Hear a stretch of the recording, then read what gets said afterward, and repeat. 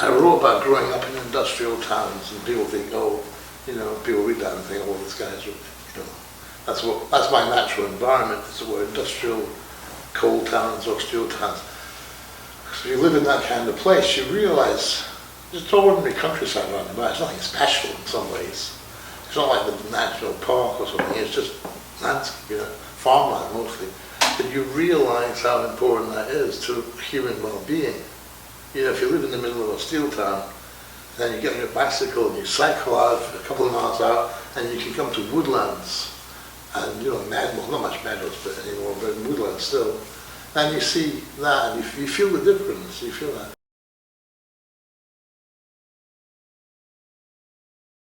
I spent 10 years just kind of living in a very strange halfway world between not doing very much, just drifting around. It was a strange thing. I mean, one of the things that's interesting, and people forget about this, but suburbs have a certain kind of beauty about them too. It's a bit like film noir. I always used to love those film noir movies that instead of we're in the seedy side of town, all the terrible things were happening in the suburbs, So Fred McMurray goes around and meets Barbara Stanwyck in the next little, American typical suburb, quite wealthy suburb relatively. And then they hatch this plot, and they kill the husband and all the rest of it. And all of this kind of dark stuff going on behind the kind of facade of the suburbs. I like that. And because it's easy to fantasize that when you're walking around. I spend a lot of time walking around at night because I'm an insomniac. The suburbs are very safe to walk around in anyway. And you can ignore what's going on around you pretty much. I had a spell where I was trying to photograph that world by night. I didn't have the technical ability to do it or whatever. But there's a great American photographer called Todd Heidel. He does these amazing photographs of people's homes. They're usually a bit down market in suburbs, but these homes at night time, this wonderful kind of eerie feeling, a sense of just beyond that lamp in the window, there's a narrative going on. So there was that. But the life in the suburbs was like, it was hard not to want to go crazy. It wasn't difficult, it was just a shame that I couldn't do both, because you got a lot of money for doing that. And the money was very good, and considering that it was an enjoyable job. I mean, I grew up in a world where nobody could put two things together: enjoyable job and good pay. That world, I was trained to not expect those two things to go together.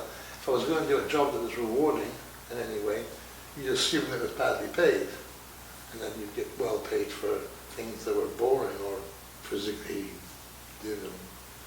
deleterious.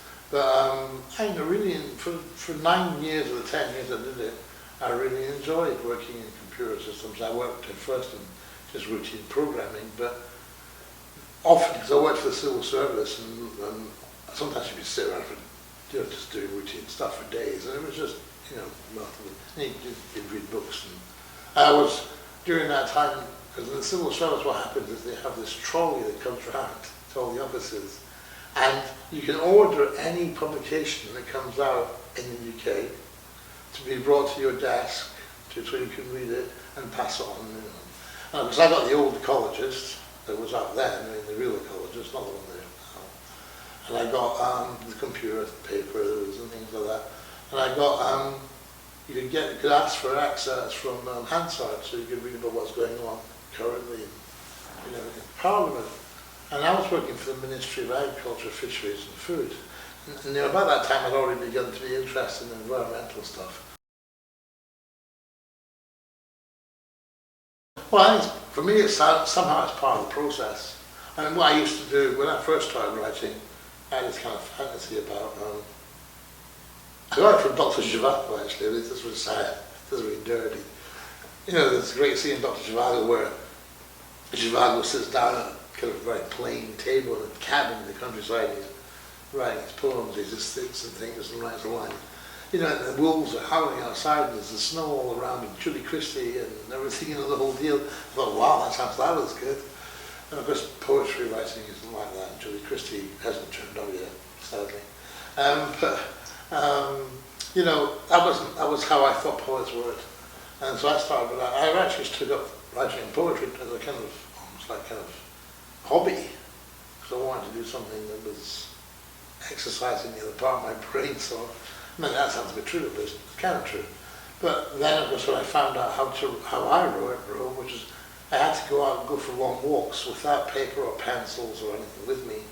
And if I came back with something in my head, I would write it down at a certain point. And if it was worth anything, I assumed that I wouldn't remember all of it. I mean, go for a 5-10 mile walk and then come back. If it was still there in your head after that, then maybe it was worth something. You know, maybe it was musical enough to be remembered. So that's where that kind of thing started. And then, of course, the funny thing is that then I started writing much longer poems. But I couldn't carry the whole poem in my head.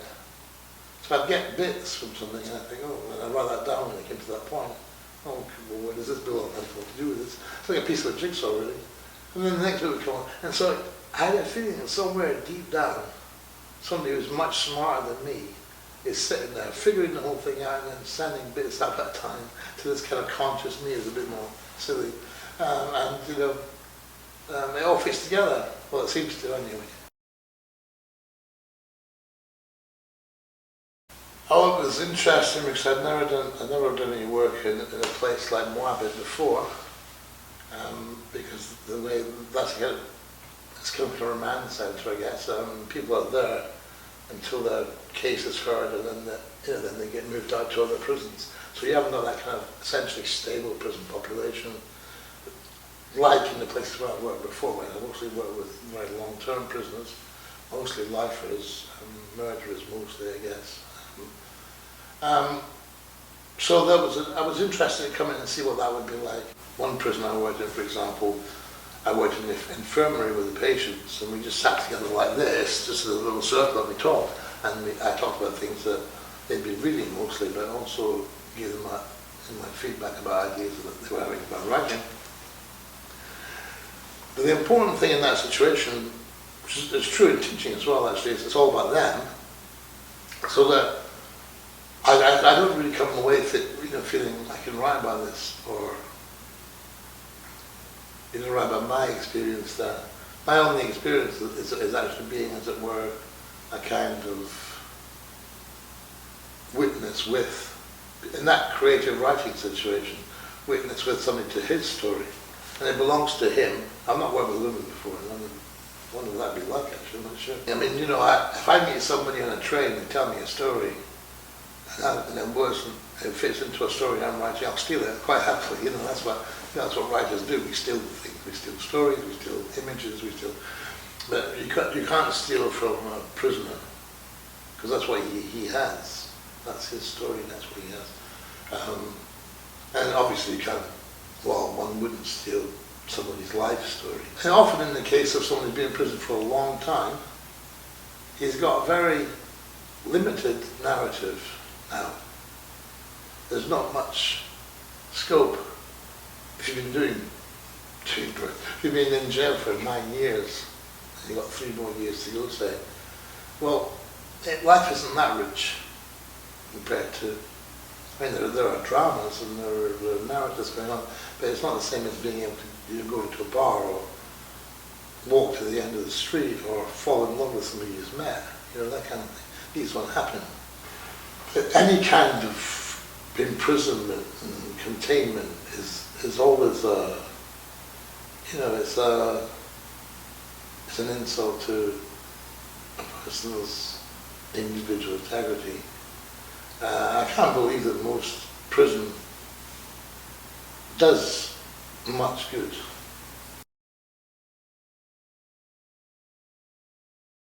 Well, extreme containment would be one of the punishments we kids used to get, not very often, but I got quite often, which was to be put inside what they call the coal bin and have the lid locked on you. 2 of my aunts did that to me. Because my mother was often ill, quite frequently had been ill, and I went to stay with relatives, and I was quite a troubled child, and my behaviour was difficult for those relatives who were very good people to try and control. And I was reckless and a danger to myself at times as well. And I remember one aunt who I adored her actually, and then this didn't make any difference because I could see, I could understand where the extreme that she was in. But she actually put me into the coal bin and locked, and then, you know, I was about 7, and closed the lid and locked the lid and left me there for an hour. And there was a lot of coal in there, so I was in a little small space. And of course first I complained about it, and then I was too proud to continue, so as it were. And so I thought, oh, you know, I'm going to stay here, I don't care.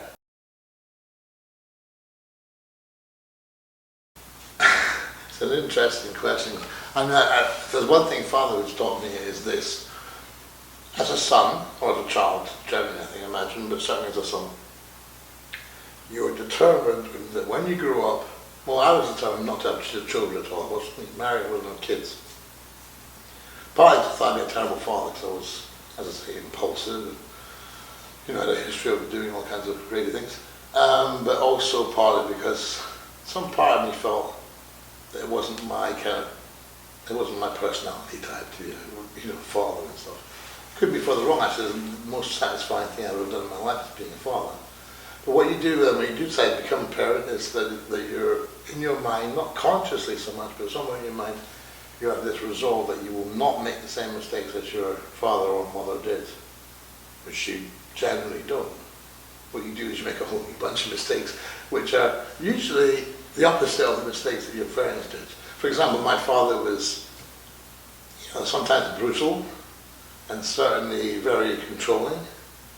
He's also very demanding as a parent because, he because of his history, having not really had a childhood of his own, he was still in part of himself a child, and he saw us as we came along, his kids, as almost like sibling rivals, for my mother's attention.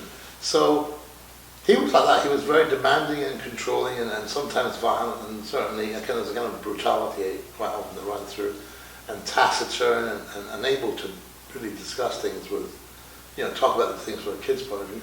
The reason I wrote that book, originally, the first reason I started, as it were, looking at the content and meant of being the book, was because my eldest son was on the way, and my wife was telling some of these stories about her family, and I thought, what's important for a kid is often family stories and history. And my grandfather was like this, my great-grandfather was like that. And I didn't know any stories that I could say for sure were true about my father, because he told us a lot of stories when I was a kid, but, I said it in the book, but, I didn't know what was true.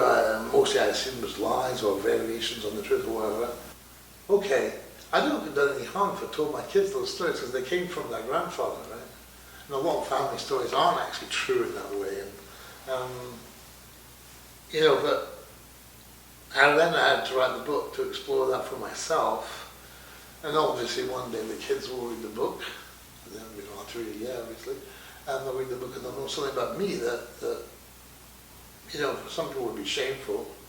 I didn't feel that, I thought, if I'm going to write this, I'm going to write the truth about my relationship with my dad, and also how I behaved with him and then beyond. And so I made it as factually true as possible. I could, what I could remember, or what I knew for sure. And they're going to read that, and they're going to say, did you really, was that you? And I'll be saying, I have to say, that was me. That was me at a certain time in my life.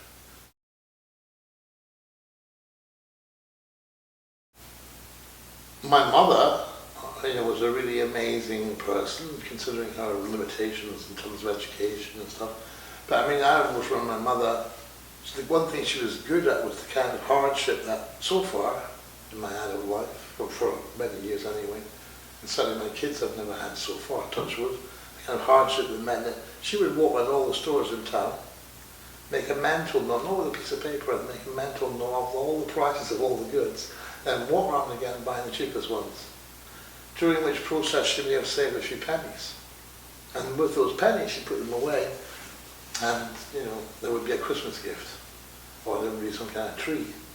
I always remember about 2 months before Christmas, I think it was, maybe it was my birthday, I can't remember, but it was some time before this event. I found 2 books, so there's very few books, I found 2 books in a drawer, in a strange place that I never thought you'd keep books in. And I said, hey Mom, I found these books. Isn't that great? Well, where did they come from? And she was really upset. You know, the face is crumpled. And it took me a while to figure out, when I realized that she had saved and bought those books which were given to my Christmas gift. And now, there wasn't enough time to get a replacement. She had to say, oh yeah, those books, you know, you can read them, go on. So then I realized, and you know, I was quite young, but then I realized, now I understand what happened there. Because there's no way you can go back and say to somebody, look, I know you're upset and humiliated because you can't afford to buy me a replacement Christmas gift now I've screwed up Christmas. But you know, we had that, and that's who she was, and she was really good at dealing with that. And I would be really good at dealing with that too, but we don't live like that now. And as I say, touch wood, we won't have to live like that. Because there is no fun being poor. It's no fun at all. Not with a family. I mean, I lived for 10 years, pretty much on the breadline. I did menial jobs. Often just, if I had enough money, I wouldn't even work, I would just do something else. I was absolutely determined not to work for the system, you know. So I did gardening and washing dishes and clearing tables and stuff like that. It was a big illusion that somehow I wasn't part of the system by doing this, as I would have been if I'd been a civil servant or whatever. So working with envy in any other field of the arts, not with the writers generally, that doesn't usually work because you're too close together in terms of medium, and you've got your own idiosyncratic way of approaching it. But when you learn from an artist or a composer or, you know, dancer, things that, you know, just learn things that you can do with texts, or to do with language, or to do with sound, you know. So in the end, we keep forgetting that, and this is the first lesson I learned, so it's always in my head. I had to go back to a previous way of composing to be able to compose at all. In other words, I had to go back to the oral tradition in a sense when I started writing. Because I couldn't sit at, I know people who can, I couldn't sit at a desk, a blank sheet of paper, and, you know, I wandered lonely as a cloud. I couldn't do that. I had to go out, walk around, bring it back in my head, and see if it was worth keeping. So in a sense, that is like how oral tradition works. So I had to go back to that to find out how to write for myself.